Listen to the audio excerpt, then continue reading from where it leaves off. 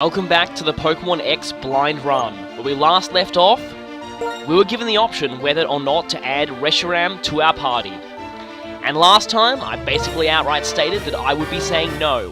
However, don't worry if you took any damage in that last battle, you get fully healed here. Of course, as N says, there's no honor in defeating a weakened opponent. However, yeah, it seems the time for subtlety is over. N is going all out here. And trust me when I say, this battle is going to be tough. Awesome music though, anyway. I admit I actually had heard this battle theme before I'd even actually got the game, but seriously, amazing. And as you would probably guess, he leads with Zekrom. You know what? I'm fine with that. In fact, I'm better than fine with that. Because, and you know, this is going to sound really, really weird, but guess what? Zekrom is the least of my worries in this battle. Yeah, I said it. You're probably thinking, what the hell are you talking about? Have you gone insane? No, I haven't. Zekrom is quite possibly the easiest thing in this fight for me, provided I lead with Excadrill. As you'll see here, Zekrom's moveset is Bolt Strike, Zen Headbutt, Giga Impact, and Light Screen. See? You know what that means? I resist or are immune to everything that he does. Now, as you can probably see, Giga Impact still takes about half of my health off. I mean, Zekrom isn't uber legendary at all. It's pretty massively powerful. As you can see here, these Giga Impacts do hurt quite a lot, even though they are resisted. However, you get a free turn afterwards as Zekrom has to recharge, which means they're not really that much of a problem considering that you basically get a free heal afterwards. Basically, there's almost nothing stopping you here short of a fluke critical hit, and considering this is just the first bit of the fight, it's very easy to restart after this. Short of a fluke critical hit, nothing can really stop you from getting 3 Swords Dancers all set up on Zekrom. And an X-Speed. Why am I using an X-Speed? Well, you'll find out later. I pretty much get a free turn there because for some reason the AI just loves to set their screens back after the turn they go down. And of course, Light Screen is not going to help here, but if I knock out Zekrom now, that Light Screen is still going to be up for quite a few turns later. And you know what? I'm probably not going to risk that. And I'm also not going to risk not letting this X-Speed work. You might be asking why I'm using these X-Speeds, you will find out. You see, there's another Pokemon that's going to come out right after this. I need to take it out immediately. Remember how I said Zekrom was the least of my worries? Yeah, the Pokemon that's about to come out now, I fear this 100 times more than I fear Zekrom. In practice runs, I found out that if I do not take this thing out immediately, I lose my whole team. That's it, really. And a Kling Clang. Wow, why am I so terrified of something with a completely non-existent move pool? Wait a minute, that didn't make the super effective sound. That's not a Kling Clang! Sorry, Zoroark, you didn't fool anyone. Goodbye. Yes, that's Zoroark, and that's the reason I use those X-Speeds. You know why? Because if you don't, that Zoroark sweeps your team. In my failed takes, I'll fully explain why I had to use those X-Speeds, but believe me, if I did not take out Zoroark with Excadrill right there, I lose. There are no two ways about it. Again, I will explain this more later. And the Light Screen is gone, perfectly in time for me to start using Giga Drain. However, I'll set up a screen of my own first, because this thing's actually kind of tough. Now, I'm pretty sure it doesn't have Shell Smash. I mean, that'd be terrifying if it did. And whatever damage it does to me, I'm pretty much guaranteed to heal off with Giga Drain, because double weakness, I'm basically guaranteed to regain all my health. However, annoying that it is, this thing does have Sturdy, and yeah. What's worse is Sturdy... yes, in fact I do. I've already got rid of the worst thing in this fight, but believe me, this fight is far from over. Every single one of N's Pokemon, except, hilariously, Zekrom, is definitely capable of taking me out. So I really need to be careful here.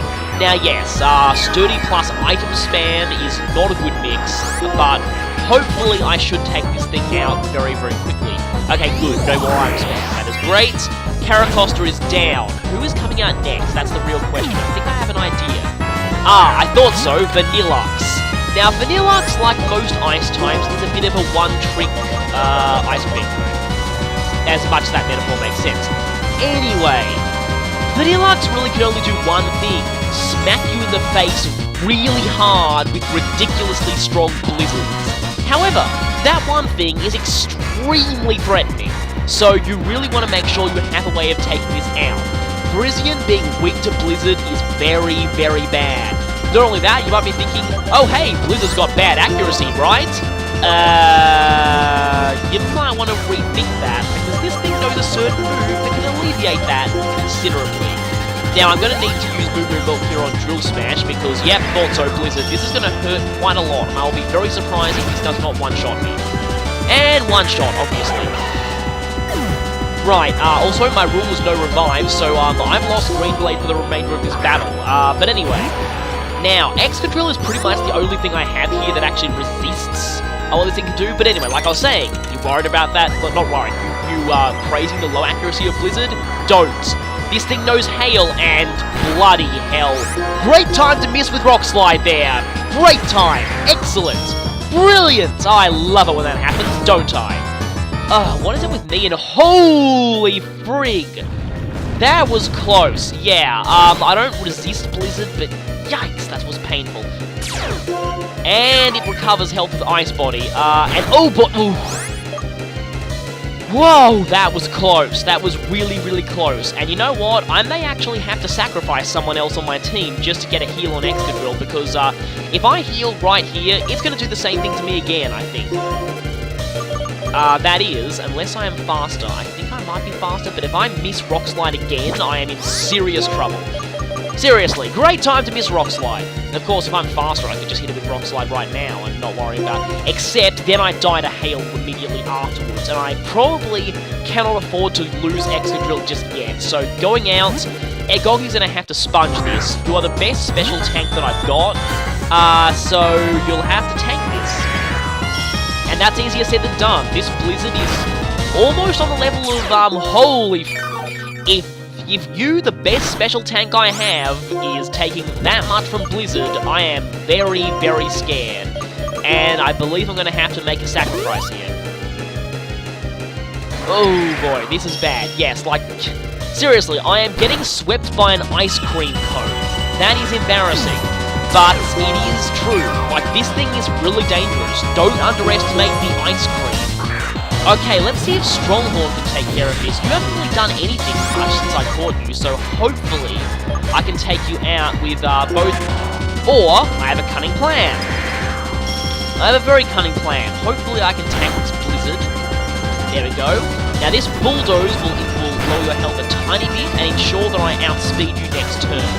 After this, I can safely cut you down. Goodbye, Ice Cream. Good riddance. And we're not done yet, because this battle gets kind of worse. Oh look, you know, well, the Zoroark disguised itself as a Klinklang, which means there must have been a real Klinklang somewhere in the wings. And Klinklang is very, very odd, to say the least. Very odd. You'll see why in a second. Yeah, for some really bizarre reason, they decided to give him a special Klinklang. I have no idea why, but given that Klinklang has a practically non-existent physical move pool, again, Klinklang is so weird. Great boosting move, great stats, but totally non-existent move pool. It's just kind of sad, really, because Klinklang, again, has the stats and the signature move to be awesome, but just does not have the move pool. Which is why Antoine has to resort to being special for some stupid reason. Okay, hopefully, okay, that's good. That missed, okay? I won't lie. Okay, I admit that was payback for me missing Blizzard, so we've kind of had both good and bad luck this battle. I'm glad I can't chalk up this battle completely to luck, because, yeah, this is a hard battle, as if you haven't realized that yet. Basically, yeah, he's pretty much 10 levels above my whole team, which is... And that just goes to show why a special Klinklang is a waste of time. You do that much damage even with a resisted hype theme, it's just not worth it. Right, hopefully I'm not being too arrogant here, and yeah, Metal Sound is not a bad choice if he's going to go special. But I've got to get this Swords Dance up because, well, not really. In fact, I probably could one-shot everything else he has right now, but I'm not. But I safely set up on this thing because it pretty much can't do anything to me at all, and it's still faster than me. Great. Okay, Klinklang is most certainly gone, and I believe N only has one Pokemon remaining. One remaining. And that is Archeops, which is freaking fast. N's line there is kind of tear-jerking, but anyway. His last friend, which is more than capable of ending me if I'm not careful, or if his AI isn't a complete and total moron. Yeah, thanks for using Crunch on me there. Really appreciate it. Maybe N deliberately threw the match. Maybe part of me doesn't want to go through with his plan. Well, that's my opinion on it anyway. Don't want to chalk it up to just AI dirt, but anyway. That line is actually really sad. It almost makes you feel sorry for beating him. But anyway, it's over. It's finally over. Bask in the amazing victory music here for possibly the last time. You know, I guess they gave him the same victory music as the generic Team Plasma grunts, but you know what? It still works here. It still does. It really does fit the moment. We've done it. We've won. The future of Pokemon trainers everywhere has been saved. Mostly thanks to me using Excadrill, but anyway. And I have a few things to talk about, and I'll get to talking about them during my fail montage. Yeah, because we're going to be getting to the fail channel quite soon. Yes, I did fail a few times against this. Can you blame me? This battle is hard going in no experience, believe me. We go into the plot element that you are no doubt dying to see. It's time for the fail channel. Now, I have to discuss a few things during this. I was pretty much having to just fit in all of my thoughts on my strategy during that one battle. I mean, it was a 10-minute long battle, and still I couldn't quite fit in everything I needed to say. Well, couldn't even nearly fit in everything I needed to say. But I'll just sum up my thoughts like this. Again, Zekrom is the least of your worries, as weird as that sounds. If you've got Excadrill, Zekrom is absolutely pathetic. It's basically free setup. The rest of his team, on the other hand... Yeah, like I've said before, every single one of the other 5 Pokemon in his team, except perhaps maybe Klinklang. Yeah, that Klinklang is kind of pathetic. Okay, so let's just ignore that Klinklang. The other 4 Pokemon in his team that are not Zekrom and not Klinklang, every one of them is fully capable of ending you if you don't go about things just right, or things start falling apart. And you'll see why in just a moment on the Fail Channel!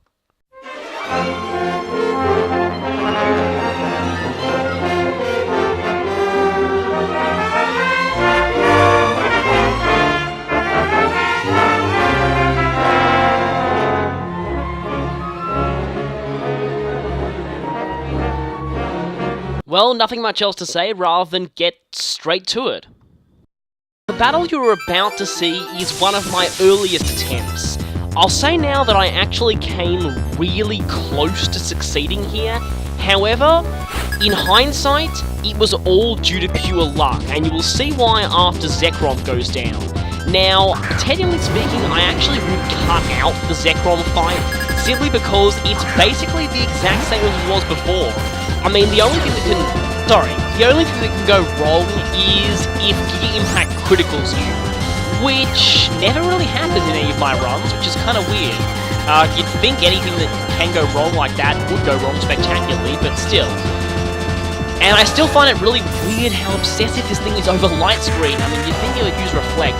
Now, okay, the main thing I want to talk about here, and the reason I'm not cutting this is, of course, N only has Zekrom in black version. In white version, he has Reshiram instead. And, of course, Excadrill, not the best choice against Reshiram. Excadrill is going to get destroyed in pretty short order. And that's what gets me wondering. I'm really not sure just how to handle Reshiram in white version. I mean, I'd like to give people advice for people, you know, who are attempting these challenges themselves, but honestly, I really don't know how you would handle Reshiram. The thing is, if anything, Reshiram is actually far more threatening than Zekrom. Like I pointed out before, Reshiram has a completely unresisted stab combination, and even though I believe it only has Dragon Breath, it still does have both Fire and Dragon moves, which means nothing can possibly resist everything it does. Like here, where Excadrill is resisting or is immune to everything Zekrom can do. So, that's kind of a thing, and that could be a bit of a problem. I'm honestly really not sure how you go about, again, combating Reshiram. It just... Anyway, I'm not too sure. Terrakion maybe could do it, with a bit of luck on their AI roulette. Terrakion maybe has a shot, but I'm still not sure. Reshiram, honestly, seems more intimidating to me than Zekrom. But anyway, enough about that. Here's the real thing I wanted to discuss. This thing. Oh yeah, you can stop pretending you're a Kling Klang. We all know who you really are. You should pretty much just give it up. Now, you might notice I don't believe I use any X speeds here. This is because I hadn't actually caught on to that strategy yet, and you know, this is the reason. My whole honor-bound sort of sense just made me feel compelled to not use X items because I'm all like, oh yeah, I totally don't need X items. And yeah, that happens. Now, as you can see here, I take out Zoroark. However, the only reason I managed to take out Zoroark here was because it went for Focus Blast and missed. Now, as you'll see in my second failed run of this battle, Zoroark hits you with that Focus Blast. It kills you, and I don't just mean Excadrill, it kills your whole team. That thing has frightening type coverage, incredibly frightening. You can take it out eventually, but by that time, the damage will have been done. There'll be absolutely no way you can hope to stand against the rest of Eden's team. So yeah, if Focus Blast hits you, you lose. If it decides not to use Focus Blast and decides to use Flamethrower instead, which will still one KO you and has no risk of missing, you lose. Yeah, I basically came to the conclusion here, and this is why you're going to use a healing item. Yeah. Anyway, I basically came to the conclusion here. I felt honor-bound not to use X items at first. I decided I had to break that, and the reason was, if I was not going to be using X items, I would need to rely on pure luck. I found out the hard way that if I don't use X items to outspeed and destroy that Zoroark before it hits me, the only way I can possibly win the battle is if it goes for Focus Blast and misses. So it's either use X items or rely on luck, and I would much rather not rely on luck, so that's what I did. I went for the X items, and honestly at first I was feeling really disappointed that I had to win this battle just by X items, but you know what? After watching a couple of Pokemon speedruns on YouTube, I've seen that X items can be a legitimate part of strategy in challenge playthroughs, so I've come to accept it, that I might just have to use X items sometimes. And as long as I don't overly cheap out with them, as you saw there, I withdrew after taking out Zoroark because I didn't want to have... If I wanted to, I could have just sat in there and swept his whole team, but no, that's not my style. That's totally not my style. I was not going to be doing that. So anyway, that's basically my explanation. That's the main reason I wanted to show this failed attempt. Because, again, you outsped Terrakion. Wow. Anyway, again, this goes to show that I came close in this battle. As you can see, I came very, very close. However, the only reason I got past that Zoroark was because it missed Focus Blast. If it had not missed Focus Blast, well... As you've probably already guessed, I've got another failed attempt to show you.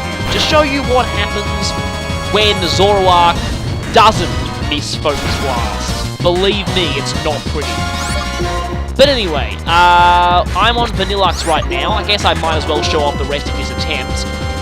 Yeah, Flash Cannon, actually not that bad. I believe that is, does my fighting cancel out the steel? Oh no, it doesn't. Okay, I am weak to that. Okay, that's very bad. I mean, not a lot of Pokemon at this time. Well, of course, now the fairies have come out. Flash Cannon, I mean, not Focus Blast, what am I talking about? Flash Cannon might actually be an attractive option on some things. But at this time, back in Gen 5, and oh, why the hell did I send out tornadoes against this thing? Bad, and dead, yeah, that's bad. And have you noticed that it's not even used hail yet? It's just hitting all of these blizzards, isn't it? Ugh, it's not even used hail yet, again. Right, like I was saying, yeah, Flash Cannon. At this time, when a Pokemon actually used Flash Cannon, you knew that it had bad move pool syndrome. Oh boy, you're gonna use a Hyper Potion, aren't you? Oh no, you're not. And you're hailing, okay. Anyway, yes, Vanillux does not have the greatest move pool, but again, Vanillux is not actually that bad. I mean, it's a lot like Glaceon. A one-trick, again, Ice Cream, but that one trick is very effective. Namely, that trick is hitting you really, really hard with blizzards off the massive base special attack. Glaceon does that really well as well. I've learned the hard way several times never to underestimate a Glaceon. I was doing a local tournament. Oh wow, you've already sent out Archeops. That is very bad. I have a feeling that I'm going to lose quite soon. Hopefully I'll be able to Thunder Wave you before you. Oh boy, Crunch wasn't the wrong choice now. You know what, I think the best solution to Archeops is just to actually hit it, because if you take it down to half health, you'll get it out of defeater's range, and then, that way, oh yikes, if you have acrobatics, this is going to end very badly. But anyway, yeah, I once had a tournament where, I had a battle that I was basically winning, I was about set to 6-0, and a single Glaceon, this was doubles by the way, single Glaceon, and you did have acrobatics, brilliant, I'm dead.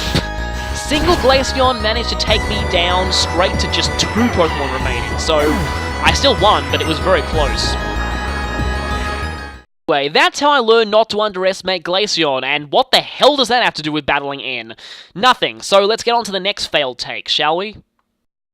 So, much shorter battle this time, and you know what? This time I will cut out the Zekrom fight, because I feel like there's nothing more I can say about that, and again, it's basically the exact same thing. I will say this though, Zekrom is not the only reason I led with Excadrill for the final battles. You'll see why in a moment.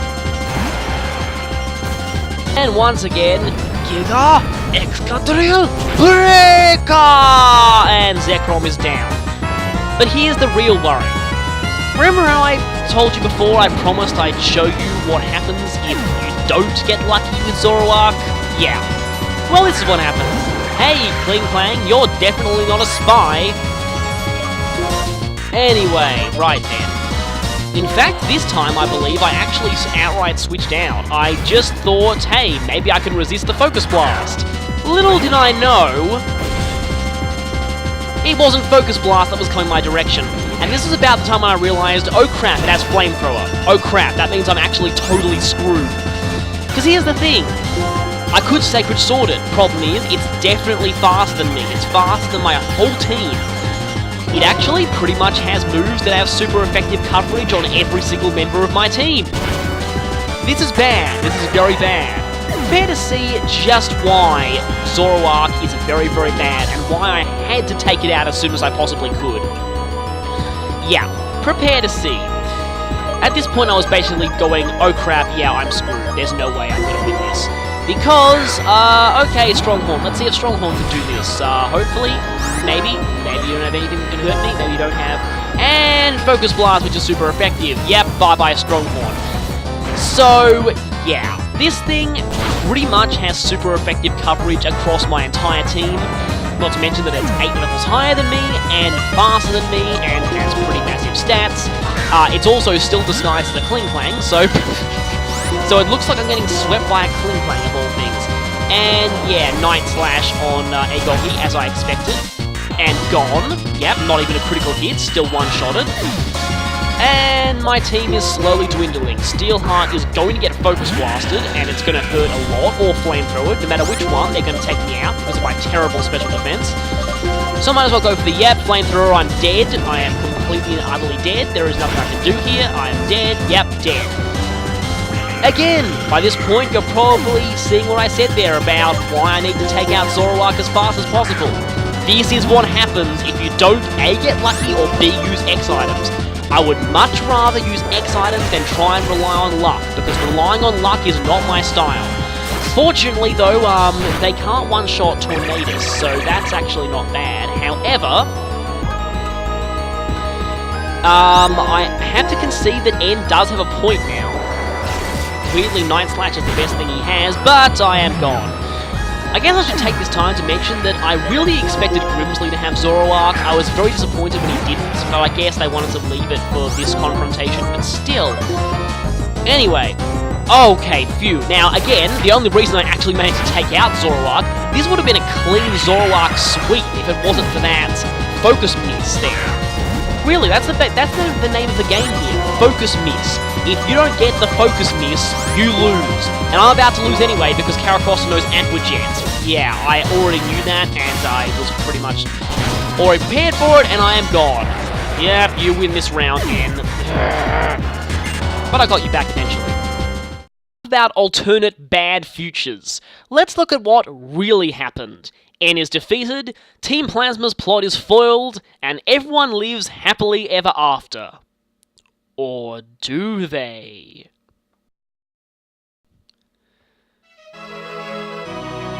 Again, you do feel really sad about having to beat N. Like, his heart was in the right place, and he definitely did care about Pokemon. And again, Zekrom recognized him as a hero, and he was. He was truly a hero antagonist, as you say. And once again, one of these close-ups, I still think the way N's mouth moves here is really creepy. And finally, N is having his epiphany here. N really was one of the heroes here, and yep, looks like the moral of the game is finally reinstating itself. Unfortunately, it's time for the Mood Kill Express. And that line right there, it's actually surprisingly subtle how they do it. I do quite like that line. Let's just say a much more subtle way of doing a Star Wars twist. I really like it. Anyway. And yes, now we hear the full story. You've probably already figured this out by now, but, Ghetsis, well, there was a little more to him than we thought.